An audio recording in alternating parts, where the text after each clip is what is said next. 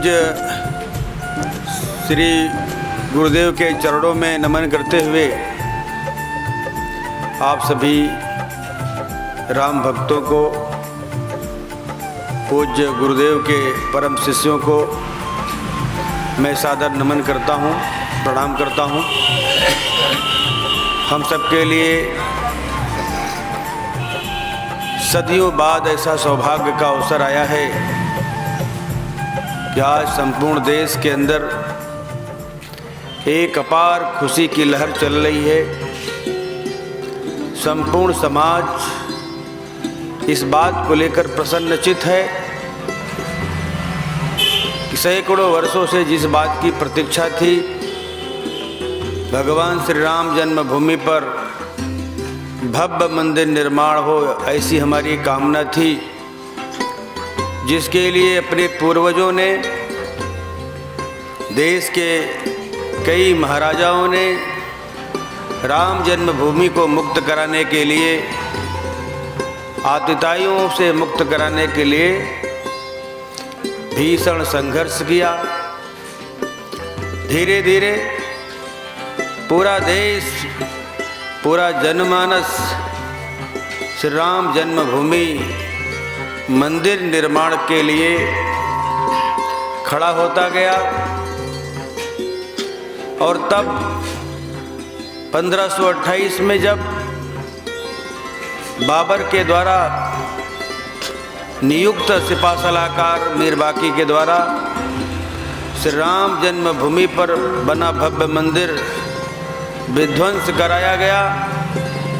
एक बात हम सबको समझना चाहिए, पूरे देश के लोगों के बात जानना चाहिए। बाबर का उद्देश्य केवल राम जी के मंदिर को तोड़ना नहीं था, अयोध्या के अंदर स्थित श्री राम जन्मभूमि पर बने विशाल मंदिर को विध्वंस करना नहीं था।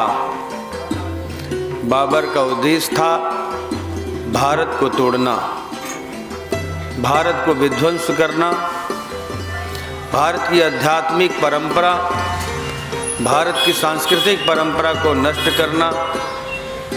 लेकिन ये बाबर की सबसे बड़ी भूल थी। 1528 में मंदिर तो टूटा, लेकिन यहाँ की जो एक आध्यात्मिक परंपरा थी, एक आध्यात्मिक मान्यता थी, वो नहीं टूटा। 1528 में बाबर के सिपह सलाहकार के द्वारा मंदिर तो विध्वंस हुआ, लेकिन भक्ति का विध्वंस नहीं हुआ। राम के प्रति समर्पण, राम के प्रति भक्ति ध्वस्त नहीं हुआ। राम की आध्यात्मिक परंपरा नष्ट नहीं हुई।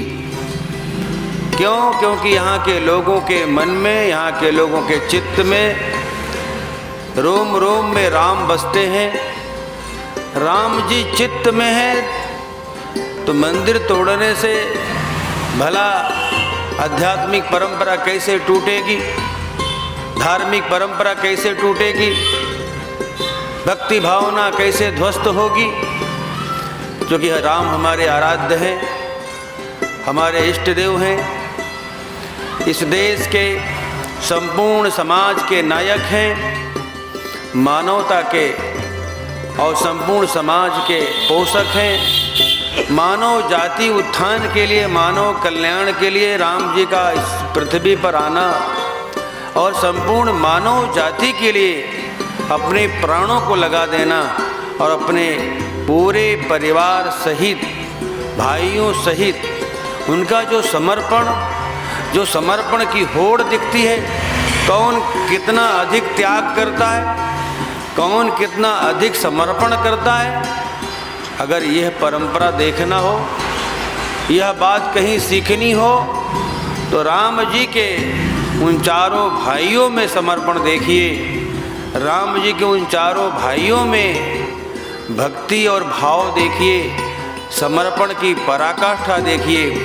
राम हमारे लिए इसीलिए आदर्श हैं, राम हमारे लिए इसीलिए इष्टदेव हैं, जो अपने लिए नहीं, अपनों के लिए, संपूर्ण मानव और मानवता के लिए जीते हैं, वही महापुरुष होते हैं। वही महान होते हैं। और या वास्तव में महापुरुष की कोई जाति नहीं होती। महापुरुष सबके लिए होता है, मानव जाति के लिए होता है, मानव कल्याण के लिए सोचता है और मानव जाति के उत्थान के बारे में रात दिन काम करता है। राम जी को किसी विषय और विचारधारा में बांधना भी राम जी के साथ न्याय नहीं होगा। इसलिए राम तो संपूर्ण समाज के हैं और संपूर्ण समाज में रहने वाले प्रत्येक व्यक्ति के हैं। और हम सब जानते कि राम जी के जन्मभूमि को मुक्त कराने के लिए समाज का प्रत्येक व्यक्ति आगे आया। वो किस जाति का था, किस पंथ का था, किस संप्रदाय का था, ये महत्व का नहीं है। महत्व का था राम हमारे हैं, हम राम के हैं। राम जब हमारे हैं और हम राम के हैं, तो इसी बात को ध्यान में रखकर पूरा देश और पूरा समाज राम जन्मभूमि को मुक्त कराने के लिए व्यापक संघर्ष किया। आश्चर्य और प्रसन्नता तब और दिखी जब रामलला के रूप में 1948 में राम जी का प्राकट्य पुनः प्राकट्य बाल रूप में होता है, तो चमत्कार लोगों ने देखा। पूरे देश ने चमत्कार का अनुभव किया और 1939 से लेकर लगातार लोगों में आस्था बढ़ती गई, श्रद्धा बढ़ती गई, विश्वास बढ़ता गया। राम के प्रति जो भक्ति बढ़ी, विश्वास बढ़ा कि राम हमारे आदर्श हैं, उनका जन्मभूमि मुक्त होना चाहिए। आतिताइयों के द्वारा तोड़ा गया मंदिर जो विध्वंस हुआ, उस पर भव्य मंदिर बनना चाहिए। धीरे धीरे पूरा समाज खड़ा हुआ। 1990 के पहले देश के अंदर राम के प्रति जो भक्ति जगी, लहर पैदा हुआ। विश्व हिंदू परिषद की अगुवाई में संपूर्ण संघ परिवार सहित एक आध्यात्मिक परंपरा के सारे बंधुगण, माताओं बहनों ने भी भिन्न भिन्न परंपराओं, आध्यात्मिक परंपराओं के पूज्य संतगण, पूज्य संत महंत की अगुवाई में श्री राम जन्मभूमि का मंदिर निर्माण के लिए जो प्रयास और प्रयत्न चला, उसमें भिन्न भिन्न प्रकार के कार्यक्रमों के माध्यम से एक जन जागरण हुआ। 90 की कार सेवा, 6 दिसंबर 1992 में तथाकथित बाबरी ढांचा का विध्वंस करना, ये सब कहीं न कहीं प्रभु राम की कृपा रही होगी, ये राम जी का चमत्कार रहा होगा। ये सारा घटनाक्रम, उसके पीछे हम सब कहते हैं जो भी होता है घटनाक्रम रचता स्वयं विधाता है। आज मिले जो दंड कल पुरस्कार हो जाता है। निश्चित होगा प्रबल समर्थन अपने सत्य विचार का। आज अपने इसी सत्य विचार का जो व्यापक प्रबल समर्थन अपने देश की सर्वोच्च न्यायिक संस्था माननीय सर्वोच्च न्यायालय ने ऐतिहासिक फैसला सुनाया 9 नवंबर 2019 को, यह कहते हुए कि अब रामलला के जन्मभूमि पर मंदिर निर्माण की सारी बाधाएं निरस्त की जा रही हैं। अब अयोध्या के अंदर राम जन्मभूमि पर सरकार ट्रस्ट बना करके मंदिर निर्माण की व्यवस्था सुनिश्चित करे, तब वास्तव में इस देश के अंदर आध्यात्मिक स्वतंत्रता मिली। हम 1947 में संवैधानिक रूप से स्वतंत्र तो हो गए थे, लेकिन आध्यात्मिक रूप से स्वतंत्र नहीं थे, क्योंकि राम जन्मभूमि मुक्त नहीं था। राम जन्मभूमि पर भव्य मंदिर निर्माण में सारी बाधाएं थी। वो सब बाधाएं जब 9 नवंबर 2019 को माननीय सर्वोच्च न्यायालय के द्वारा सारी बाधाएं निरस्त हुई, सारी बाधाएं दूर हुई, आध्यात्मिक रूप से भारत स्वतंत्र हुआ। हमारे लिए गौरव की बात तो तब हुई जब 26 जनवरी 2021 को दिल्ली के गणतंत्र परेड के अवसर पर राजपथ के गणतंत्र दिवस पर देश के सारे प्राचीन मंदिरों को झांकी के रूप में दर्शाया। उसमें अयोध्या में बन रहे श्री राम जन्मभूमि का प्रस्तावित मंदिर भी झांकी के रूप में पूरे देश ने देखा। पूरा देश गौरव के साथ, पूरी दुनिया के अंदर रहने वाला हर राम भक्त के मन में जो गौरव, जो अनुभूति हो रही थी, तब एहसास हो रहा था कि आज हम आध्यात्मिक रूप से स्वतंत्र हैं। ये हमारे लिए गौरव का विषय है, हमारे लिए सम्मान का विषय है। संपूर्ण हिंदू समाज और संपूर्ण राम के प्रति भाव और भक्ति रखने वाले प्रत्येक इंसान के लिए गौरव का क्षण है। राम के प्रति जो भी मन के अंदर कहीं भी किसी भी जगह राम के प्रति भक्ति है, राम के प्रति सच्चा विचार है, ऐसे सभी बंधुओं के, माता बहनों के मन के अंदर जो उत्साह है, राम मंदिर बनना ये सुखद लक्षण है। राम मंदिर बनना देश के अंदर एक चमत्कार है। राम मंदिर बनना देश के अंदर जो सामाजिक विषमता है वह दूर करना है। राम मंदिर बनना सांप्रदायिक सौहार्द स्थापित करना, राम मंदिर बनना सामाजिक वैमनस्यता को दूर करना, राम मंदिर बनना सामाजिक समरसता स्थापित करना। राम मंदिर बनने से आज देश के अंदर सर्वांगीण उन्नति और सर्वांगीण विकास की जो लहर पैदा हुई है, समाज में जो समरसता आ रही है, समाज में विघटन दूर हो रहा है, समाज में वैमनस्यता दूर हो रही है, समाज में समरसता स्थापित हो रही है, समाज के अंदर आत्मीयता का भाव पैदा हो रहा है। हर व्यक्ति, जंगल में रहने वाला, महल में रहने वाला, शहर में रहने वाला, गांव में रहने वाला, हर व्यक्ति तो यही कह रहा है। जंगलों में रहने वाले लोगों के पास जाइए तो यही कहता है, हम तो राम जी के हैं, राम जी हमारे हैं। 14 वर्षों तक तो हमारे पूर्वजों के साथ राम जी ने अपने जीवन को बिताया, इसलिए राम जी के सबसे नज़दीक तो हम हैं, हमारा कुल खानदान है। छोटे छोटे बालक जब दिखते हैं, वो बालक भी कहते हैं अयोध्या के अंदर तो जो राम मंदिर बनेगा वहाँ तो बाल रूप में रामलला विराजमान होंगे, इसलिए राम जी तो हमारे हैं। इसलिए हर व्यक्ति राम जी को अपना बनाने में होड़ लगाया हुआ है। हर व्यक्ति कहता है कि राम जी हमारे हैं, राम जी हमारे और हम राम जी के हैं। ऐसा जो एक सद्भाव पैदा हुआ है, एक ऐसा जो वातावरण बना है, एक होड़ राम जी को मानने की, राम जी के प्रति भक्ति पैदा करने की, इस लहर के कारण से एक देश के अंदर सौहार्द स्थापित हो रहा है। देश के अंदर जो कुरीतियाँ थी, बुराइयाँ थी, वो बुराइयाँ और कुरीतियाँ दूर हो रही हैं। सबसे बड़ी बात है, सरकारों से राम राज्य नहीं आता, राम राज्य आता है संस्कारों से। जब संस्कार उत्तम होंगे, विचार उत्तम होंगे, व्यवहार उत्तम होंगे, तब राम राज्य का स्थापन होगा।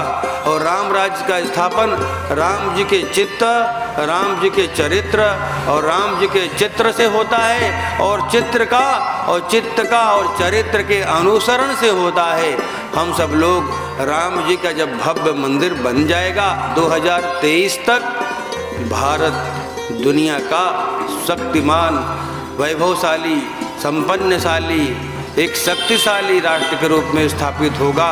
जो कभी भारत विश्वगुरु और जगत गुरु के रूप में स्थापित था, वही स्थिति 2023 आते आते राम जी के जन्मभूमि पर जैसे ही भव्य मंदिर बनकर तैयार होगा, देश एक शक्ति संपन्न, वैभवशाली, चरित्रवान और संपूर्ण दुनिया के अंदर एक मजबूत राष्ट्र के रूप में स्थापित होगा।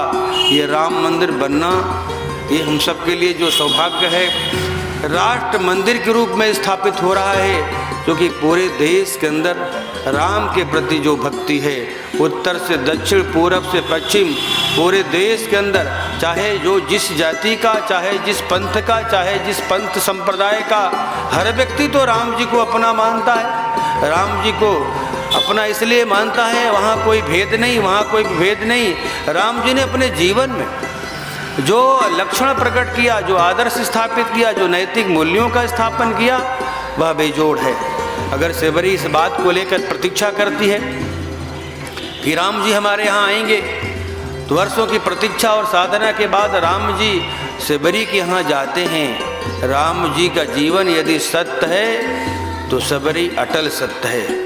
अगर राम जी पुरुषोत्तम से मर्यादा पुरुषोत्तम तक जाते हैं, उस यात्रा को पूरी करते हैं, पुरुषोत्तम से मर्यादा पुरुषोत्तम बनने की जो उनकी यात्रा है, सबरी का जो जीवन प्रसंग है, राम जी का सबरी के आश्रम में जाना और उनके आतिथ्य को स्वीकार करना, निषाद राज को गले लगाना, केवट को गले लगाना, संपूर्ण समाज के सभी प्रकार के वर्गों को आत्मसात करना, यही तो राम जी की महानता है। यही तो राम जी, सबको लगता है कि राम जी हमारे, हम राम जी के। इसलिए आज पूरा देश इस बात को लेकर गौरवान्वित हो रहा है। राम मंदिर जो भव्य बन रहा है अयोध्या जी के अंदर, हर व्यक्ति का, समाज के प्रत्येक व्यक्ति का, हर वर्ग का योगदान हो। यहाँ कोई भेदभाव नहीं, यहाँ हर व्यक्ति राम जी के साथ जुड़ेगा, राम जी उसको अपना मानेंगे, राम जी उसके साथ जुड़ेंगे। हर परिवार, हर व्यक्ति का योगदान राम मंदिर निर्माण में हो। कोई उद्योगपति, कोई पूंजीपति, कोई राजा महाराजा मंदिर बनाते हैं तो कभी मंदिर का नाम भगवान के नाम से नहीं, तो कभी बिरला जी के नाम से मंदिर हो जाता है, कभी जेके टेम्पल के नाम से मंदिर हो जाता है। इसलिए एक आम जन सहभागिता, हर व्यक्ति की सहभागिता, प्रत्येक समाज और परिवार की सहभागिता ये सुनिश्चित कराएगी कि राम सबके हैं, राम सब में हैं, जन जन में है, मन मन में है, राम कण कण में है, राम हर जगह विद्यमान है। इसलिए परिवार के प्रत्येक सदस्य का योगदान, यह युगों युगों बाद ऐसा अवसर आता है। हम सब लोग, सभी लोग सौभाग्यशाली हैं कि आज के इस युग में, आज के इस कालखंड में राम जी के भव्य मंदिर निर्माण में हम सब लोग हैं और अपने को गौरवशाली और सौभाग्यशाली माने और हम उस मंदिर निर्माण में अपना योगदान प्रकट करें। और जो मंदिर निर्माण में अपनी योगदान प्रकट नहीं कर पाते हैं, अगर वहाँ तक कोई बात पहुँचा नहीं पाते हैं अथवा वहाँ उनका कोई योगदान नहीं हो पाता है, उससे बड़ा दुर्भाग्य और क्या हो सकता है। इसलिए जो भी, जहाँ भी, जिनके भी मन में जहाँ तक भी ये जानकारी और सूचना हो रही है, सभी बंधु भगिनी से मेरी विनम्र प्रार्थना है, सभी लोग अयोध्या में श्री राम मंदिर निर्माण में अपना योगदान सुनिश्चित कराएं और पुण्य के भागी बने। हर व्यक्ति, समाज का प्रत्येक व्यक्ति, माता बहने का, भाई बहनों का, सभी का योगदान राम मंदिर निर्माण में हो। राष्ट्र निर्माण, मंदिर निर्माण से राष्ट्र निर्माण, ऐसी एक जो बड़ी यात्रा है उसमें हम यात्रिक के भूमिका में आए। यह आपके सभी बंधुओं के चरणों में निवेदन करते हुए मैं अपनी बात को समाप्त करता हूँ। जय श्री राम। जय श्री राम बोलो, जय श्री राम, जय श्री राम बोलो, जय श्री राम, जय श्री राम बोलो, जय श्री राम, जय श्री राम बोलो, जय श्री राम। प्यारे गुरु प्रेमियों, संतगण, अभी हम सब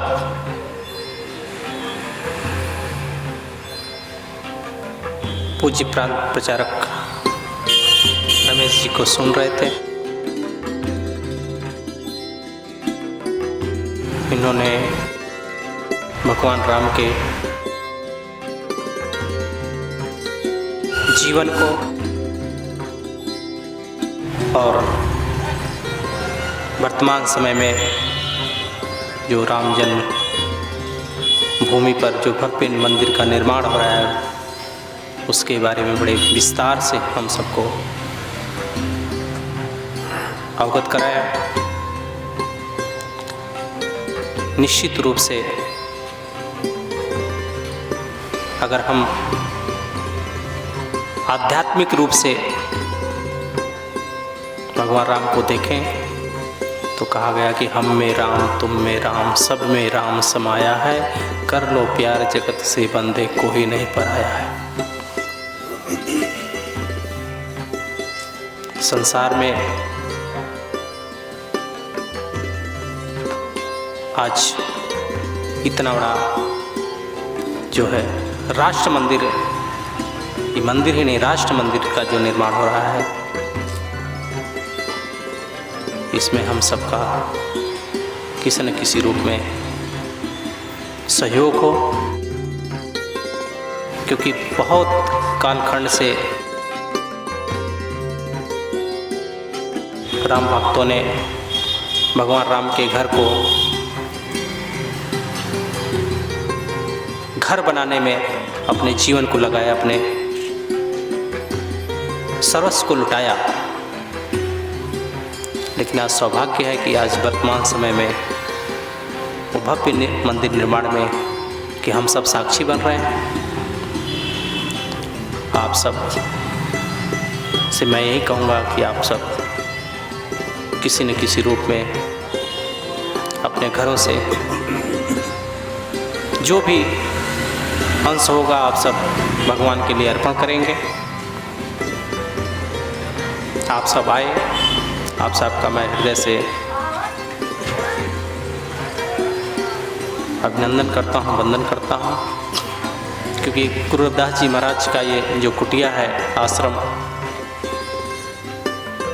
इसी ये पुराना घर इनका था जिसमें वो पैदा हुए थे।